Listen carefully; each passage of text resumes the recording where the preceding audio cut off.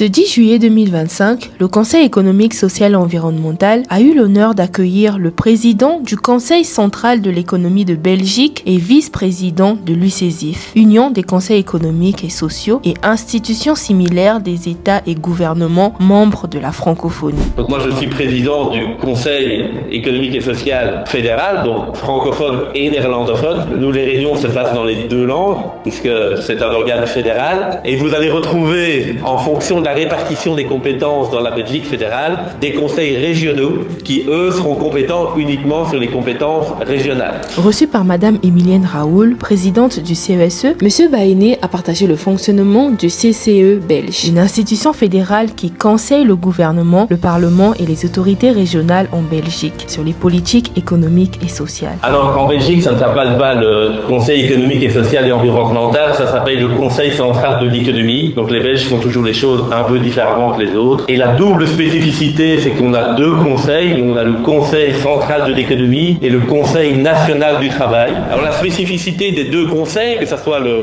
Conseil national du travail ou le Conseil central de l'économie, c'est que nous avons les mêmes noms. Donc c'est les mêmes organisations qui siègent.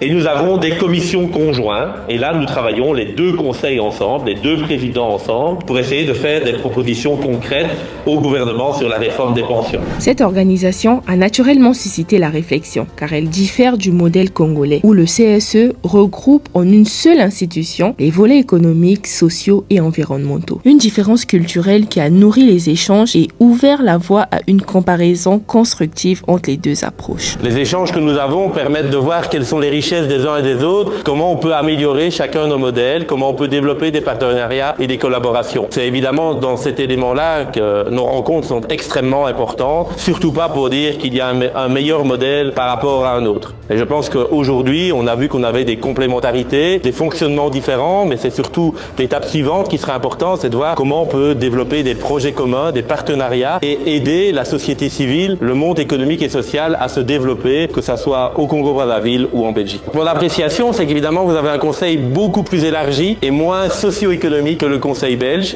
Donc, c'est des débats que nous avons aussi en Belgique, à savoir est-ce que nous devons ouvrir à la société civile. Nous le faisons de manière indirecte, nous ne le faisons pas de manière directe par rapport à nos membres. C'est une richesse que vous avez et que nous n'avons pas aujourd'hui. C'est l'histoire aussi des conseils économiques et sociaux en Belgique qui peut l'expliquer.